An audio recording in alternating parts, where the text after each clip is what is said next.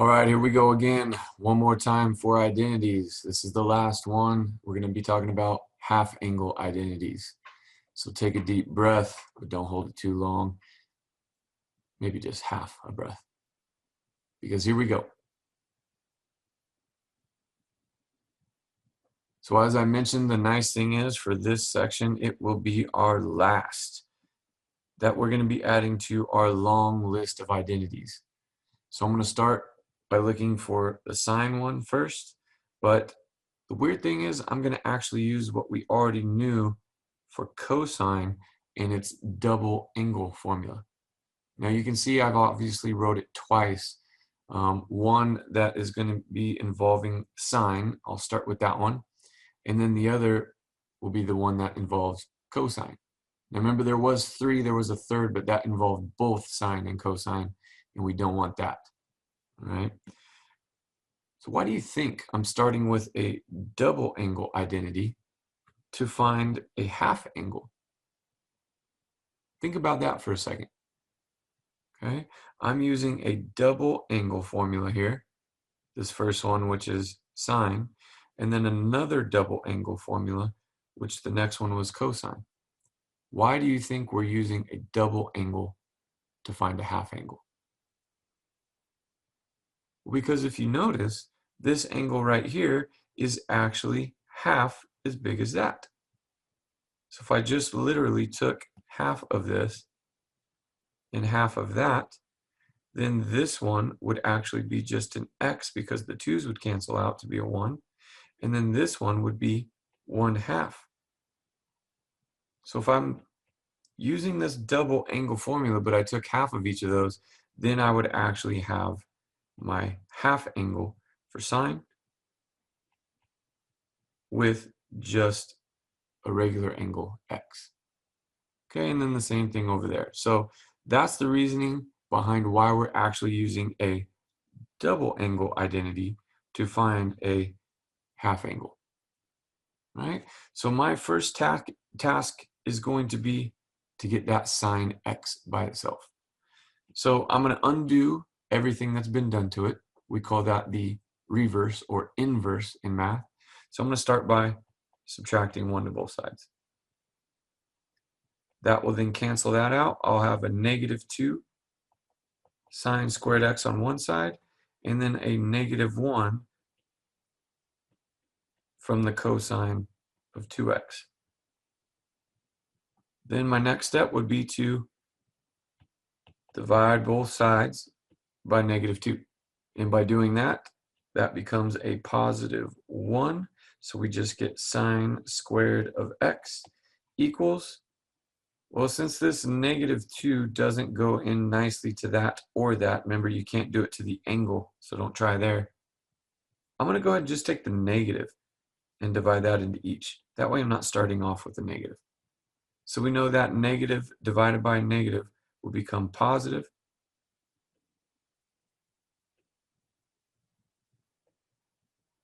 And then the positive divided by the negative for my cosine would become a negative. And it would now all be over +2. So it just looks a little bit better. Now we only have one negative instead of 2. But remember, we're trying to find sine x and get that all by itself. So my next step would be to take the square root of both sides. But don't forget, when you take the square root of both sides, if I told you x squared equals 9, you know what squared would give me 9, right? What squared would give me 9? Well, definitely 3, but also -3. And since there's two cases, that's why when we have an unknown like this, x, and we go to take the square root of it, then we have to put the plus and minus, the positive and negative case, because when we square things, we know they always come out positive. Right? So make sure that when you're taking the square root of this thing, you get your sine x, which is what we wanted, that angle, equals plus or minus the square root of 1 minus cosine of the angle 2x all over 2. And because we can't take the square root of anything on top or anything on bottom, then unfortunately, that is our answer. Now remember, I don't necessarily like the way that that's written. Now remember, I don't necessarily like the way that that's written because in one of them, I have an x as my angle and the other a 2x. So instead of writing 2 times as big as that, what else could we actually write? We could write 1/2 of each of those, which would then just cancel that out. And this would be the angle x, and this would be what is called a half angle. Okay, so that will be the last little change that we will do at the end of this. So that is what we have for sine, but what about cosine? So let's do the exact same thing over here on the second one, and we'll start by adding 1 this time. So I get my 2 cosine squared x on one side, and on the other side of my equals, I got a positive 1 plus the cosine of 2x. Then divide by 2 so that you get your cosine squared x by itself. Nothing that can be divided into this because remember this is an angle, so you can't just take half of that. And then lastly, we would have to take the square root again to get our cosine of angle x equals, remember you took the square root, so you got to put the plus and the minus cases, and it would be the square root of, again, that big old mess. That, unfortunately, is our solution, our result for the cosine of some angle. Now, if we wanted half of that angle, then we could take half of this angle as well, so that we would just have an x, and then our x over 2 or half angle identity there. So that will be what we do to fix these, but I wanted to leave it like this so that you can see where it came from to get our half angle identity. Okay, so those are the one and only, yes, I said it, good thing, right? One and only identities for the half angles for both sine and cosine. However, there are 3 of them for tangent. And how would we get those 3? Well, remember, tangent of some angle is equal to sine of that angle over cosine of that angle. So if I wanted to find the tangent of a over 2, then I could simply write the sine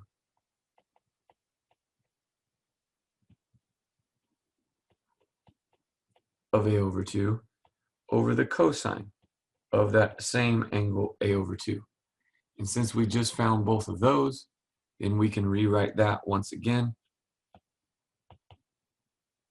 as positive and negative case of the square root of, now remember, if I wanted to put this angle x here, and instead of x, I put it as half x, then this is 2 times that angle, which means I'd have to double that, and 2 times the other angle, 1/2 x, would all cancel out and we would just get x. So they're saying the sine of a over 2 is equal to the 1 minus cosine of a all over 2. And then the cosine of that would be this one over here. But again, we would put 1/2 of x as our angle, which means that would be what goes in right here. And if we double that, then we just get x. So that would be, again, the positive or negative, the square root of 1 plus cosine of x, or they're using a all over 2. And anytime we have a square root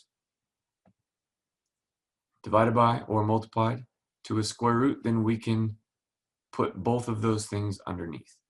So what I'm going to do is I'm going to actually erase this one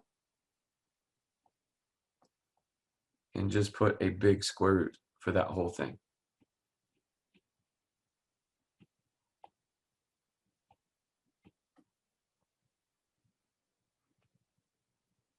So you can see I have inside of this square root a complex fraction, which I do not necessarily like, but I know that I can multiply by a 1 underneath there.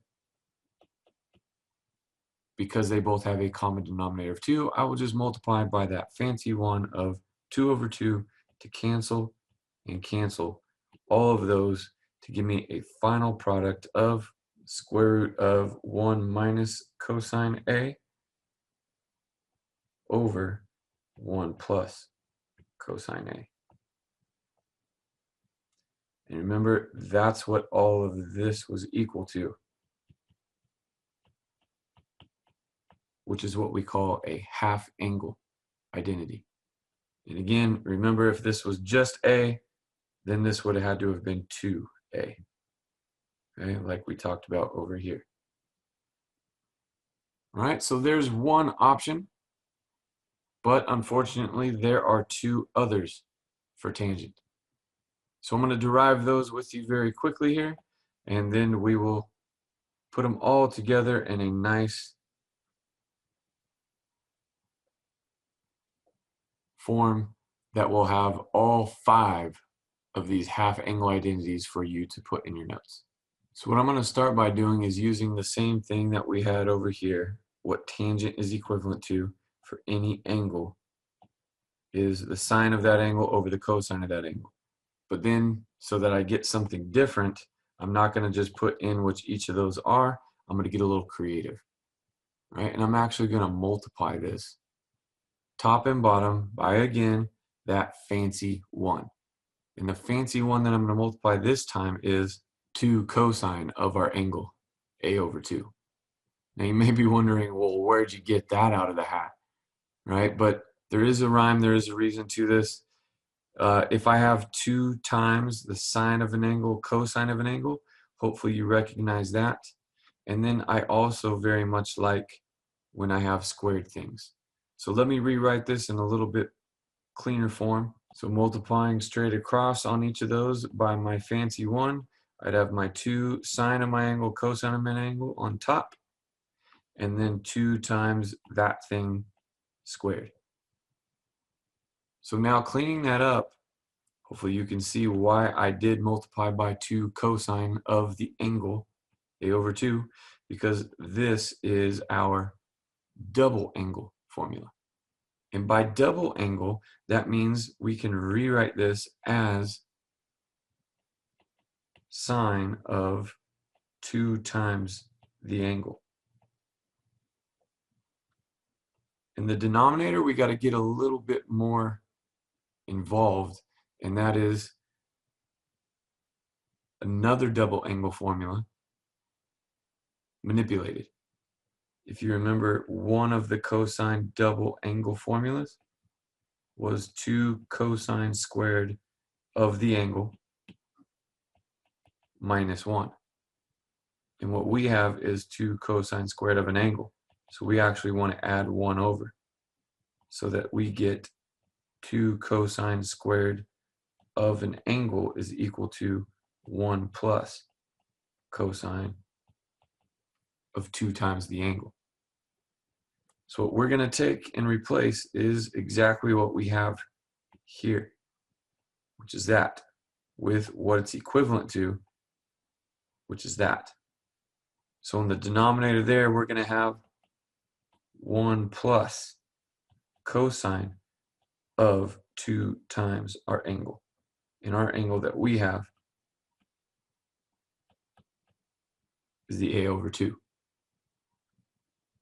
So our final answer that we're going to end up writing down would actually be the sine of angle A, because 2 times A over 2, those would cancel out, and we just get the A left, over 1 plus cosine of 2 times our angle, which again would just leave us with A. So our other alternative version to this is actually sine A over 1 plus cosine A. And notice there's no square root involved with this. Since there's no square root, we don't need the plus or minus, meaning that the sine is already there. We would already have the quadrant for this angle and know it would be positive or negative. So in either quadrant 1 or 3, if it was positive, or 2 or 4, if it were negative. Where this one has the plus and the minus, which means for this one, we'd actually need to really pay attention to what angle we have for this that we're evaluating tangent for, A over 2, to figure out whether it is a positive or negative value once we evaluate all that mess. Okay, so the last one I wanted to show you real quick is going to use the previous derivation, just like we used from the previous. Now we're going to take this and use it. And if you haven't figured out what we're probably going to do by now, I don't know how many other times or ways that I can say it. We're going to take what we have and multiply it by, you got it, a fancy 1. Okay? Now, obviously, we really enjoy things that have squares, so I'm going to multiply the top, since it only has one thing, by itself to get something squared. Now, I don't have an option. If that's what I'm going to do on top, I have to do it on bottom to keep my 1, so that this all cancels out and we still have what we originally just derived to find tangent is. Okay? When multiplying that across, I would get my sine squared A on top, which is why I did this. And then this, I'm not going to distribute because that would just look even uglier. So I'm actually going to leave it in its factored form, not distributing and multiplying that sine A to both of those. Because what am I now going to be able to do with that sine squared A? Well, if you remember that sine squared of an angle plus cosine squared of an angle is equal to 1. And if we only want sine squared, then we will have to subtract over the cosine squared. So that would then give me on top, and you may be wondering why is that, or how is that any better by rewriting it as 1 minus cosine squared A instead of sine squared A? Well, because this is actually the difference of 2 perfect squares, and we can factor that. And if we factor the top, we would then get 1 plus cosine A times 1 minus cosine A would be the difference of our 2 perfect squares. Which, remember, since we're multiplying, that's the only time that we can cancel things, and we know anything divided by itself is 1. So that would leave us with a final answer of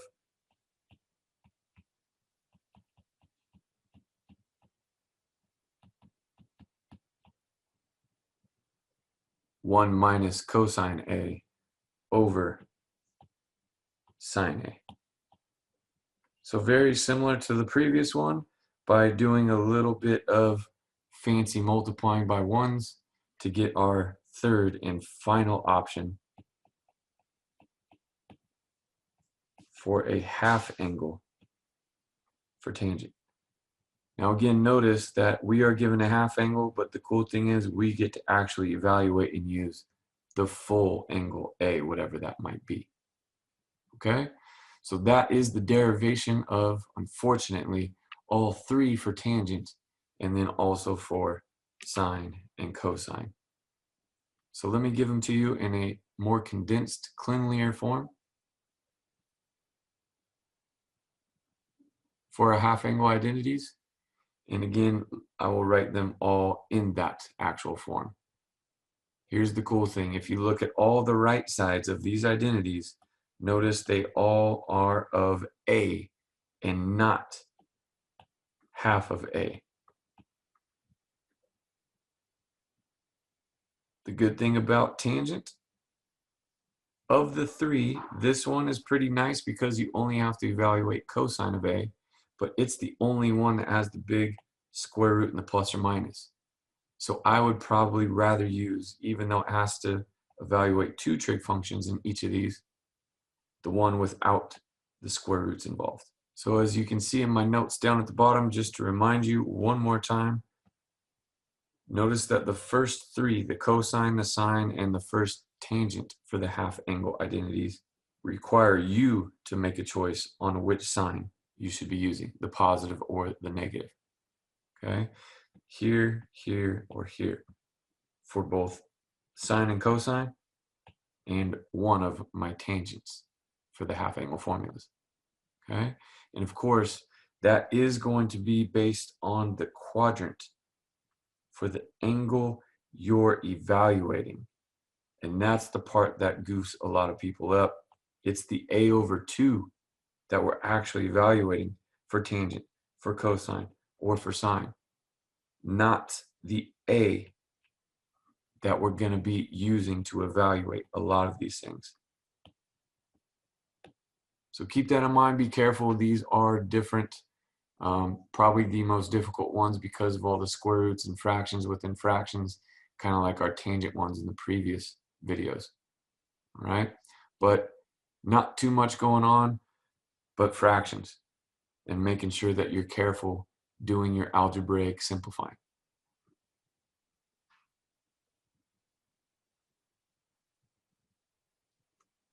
I also wanted you to notice that the last 2 here that we're talking about of tangent do not have that radical, and therefore you do not need to figure out what their signs are. Whatever this comes out is what it should be for each of these. Okay, so that's the nice part about those. The only drawback, like I mentioned, is that we're going to have to evaluate 2 different values for those 2 different trig functions, where this one only has 1. Okay, so just based on the situation that you are given, make sure that you decide which of the 3 that you would prefer to use. For sine and cosine, no choice, unfortunately. We have these as our only options. All right, but that's it for the notes. Again, just wanted to show you why they are what they are. That way you guys can actually appreciate and not just think that it's me or math people that are trying to confuse and really keep it cult-like. And no, you can't come in because you don't know this stuff. It's not that difficult. As you guys can see, time and time again, it's usually just multiplying by some fancy 1 to make it look a little bit different or simplified. All right, so hang in there. You'll get the hang of these, but let's see how we can use them. Here's our first example. And again, notice they want the exact value, meaning you're not going to approximate. You're not going to be able to use a calculator, even though, yes, it would be simple to just punch that in and get out approximately what this is. But notice they have those strict equal sign. They want to know exactly what it's equal to. Okay, now it is going to say to use a half angle identity, and that is going to be important when you're working on the quiz or test, because there are other ways to get, say, that angle, the cosine of 15, which I'll get to in a little bit, while. All right, but first, remember the rule that I told you guys last time. We got to make sure that whatever we are given, which in this case is 22.5 degrees, we cannot change. However, we can change the look of it.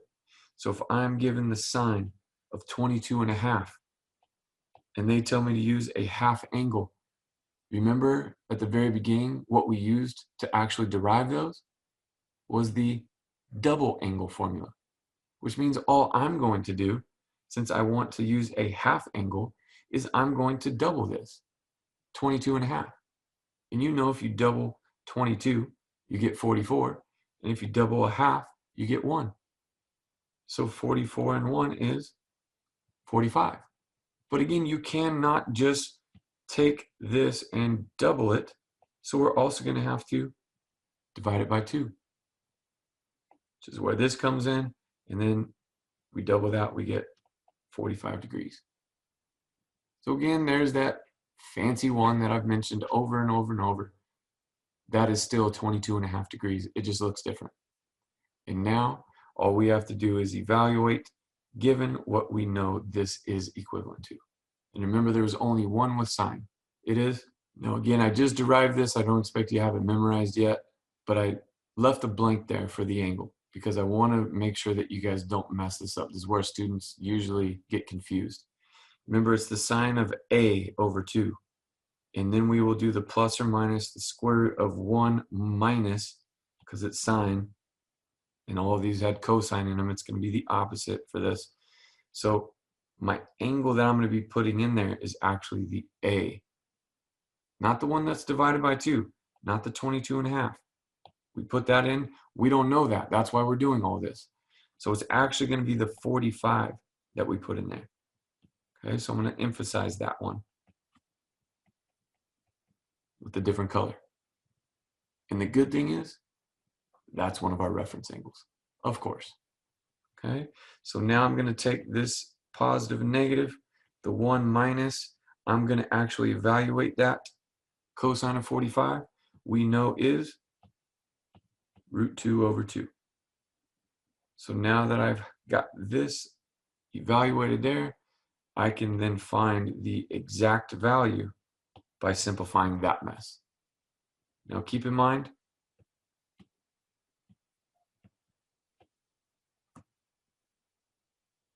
we got a lot going on there. We got a couple of denominators here and here that I'd like to get rid of. And remember, we know how to get rid of denominators by multiplying by the LCD, least common denominator. Or you can do what it says. It says to take this 1 and subtract this root 2 over 2. So if you want to make this a 2 over 2, still 1, but now you'd have your common denominator, and then you can do what it says on top. And then throw this over 1. You can multiply by its reciprocal, which would be 1/2 to everything. However you want to do it. Again, several different ways. I think the easiest thing is when you see denominators is to get rid of them. And that means to get rid of this denominator, I'm going to have to multiply by 2. But I can't just do it there. I also have to do it here. So again, be careful. Here comes that multiplying by 1 once again.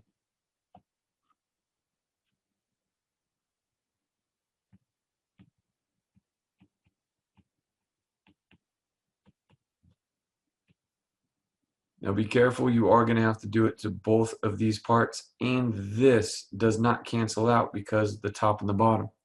So that's why I always put the over 1 to make sure I don't make those mistakes. So I'm going to get plus and minus the square root of, when I distribute this to there, I'll get a 2. When I distribute this to there, the 2's will actually cancel out. So I'll just get minus the square root of 2 all over. Multiply that straight across, we get 4 over 1. And because we have a square root, remember at the beginning we said that we could actually put 2 square roots under 1. Well, then we can go the other direction and take one big square root and split it into 2 smaller ones. Now, why might we want to do that? Well, because that is a perfect square. So if I just split this up and put the square root of the top and the square root of the bottom, then that would leave me with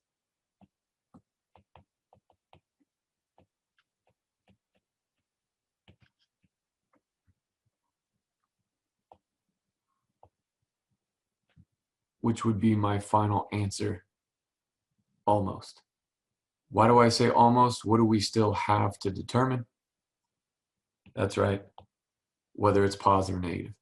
And you should have been able to tell me that at the very beginning, because we're trying to evaluate the sine of 22.5, which is obviously in quadrant 1.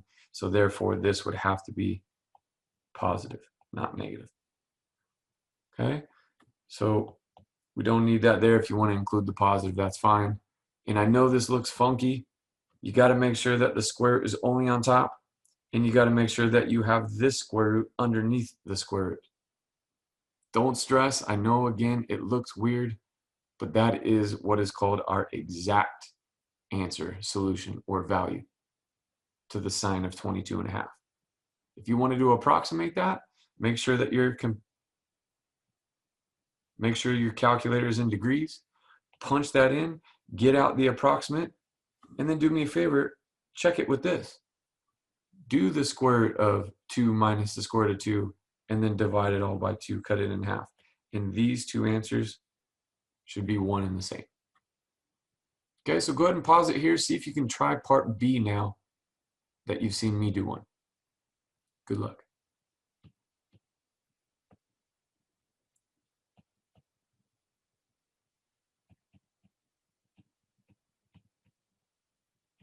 All right, hopefully you gave that a shot. Remember, the cosine of 15 degrees, we already know is going to be some positive value, but what? And so what we're gonna have to do is, what they told us, use a half angle identity, which means I wanna rewrite this as half as big. But remember, I don't wanna take half of 15 because they asked me to evaluate the cosine of 15. So we'll actually undo it by doubling it. And when we put double there, that would be 30 degrees. And so again, remember, you can see that these are one and the same, but now we can rewrite it. And hopefully you were able to do at least this much. What is that equivalent to? Plus or minus the square root of 1, because it's cosine, we'll keep the sign positive, and the cosine of our angle all over 2. Now, careful, when I say our angle, we're talking about the A, the thing that we had to divide by. We're not going to use the 15 because, remember, if we knew that, we would have just done it from the start. So it's going to be the 30 degrees that we plug in there, which again is one of our reference angles. So evaluating that, we'd get cosine of 30, which is root 3 over 2. And I'm going to do it differently this way, just so that you can see two of the different options. Instead of multiplying to get rid of that denominator here, I'm going to go ahead and make this a common denominator and then get rid of it that way. So I'm going to go ahead and rewrite my 1 as a 2 over 2, and then that will then give me, since I have my common denominator, I kept it, and then I did what it said on top, 2 plus root 3. Now don't forget, you still have that over 2. That's where a lot of students, if they use this technique, they'll lose that bottom 2 in our denominator originally, because now they already have a denominator of 2. And when we have a fraction, do we like dividing by another thing? Especially a fraction? No. So I'm going to put this over 1, and I'm going to multiply by another fancy one. It's reciprocal, 1/2. And that will get rid of it. And by it, I mean the denominator of this. So that will then cancel out, like we mentioned. And then careful, do not cancel this 2 with that 2 because of the plus sign. These are together. All right. So the only thing that I can actually do is multiply straight across. So that would give me my plus or minus square root of 2 plus root 3 all over 4. That's the only thing that I could have done there. And because it's a big square root, I can then actually take it and split it into the top and the bottom. So our final answer is positive or negative square root of 2 plus square root of 3 all over square root of 4, which is 2. And remember, we said at the very beginning, since we're trying to evaluate the cosine of 15 degrees, we know that's in quadrant 1, so we're going to be dealing with a positive. Okay? So, what I would like you to do, I know this is going to seem a little weird, I'm going to go back one step, and I'm going to ask you actually to use a sum or difference angle identity to actually come up with the cosine of 15. So go ahead and pause it, work that out real quick, and then I'll go through the motions with you very quickly, just so that we can compare our answers. So I'm going to use the cosine of 45 minus 30, which is again still 15, and then I'll use the fact that I know the sum formula for cosine is cosine, where my signs are x's different, okay, opposites. Now all I got to do is evaluate all of those, which would give me cosine of 45 and sine of 45 are root 2 over 2. Cosine of 30 is root 3 over 2, and sine of 30 is 1/2. And then multiplying those, I would get square root of 6 over 4, square root of 2 over 4, which gives me the square root of 6 plus the square root of 2 all over 4. And notice that is the cosine of 15, which we just did right up here. But for this one, using the half angle identities, this was our answer. For this one, cosine of 15, this was our answer. And those, if you punch in your calculator, would actually be the same. But if I ask you to use a half angle identity, which of those two am I going to be looking for? I'm going to be looking for this answer. If it's not mentioned of which one I prefer, then either of these would suffice. Okay? But if I say use the sum or difference, then you're going to have to be putting this answer. If I want the half angle, that answer. So make sure that you read directions, because obviously that does matter, even though if I was to approximate each of these, they would be equivalent.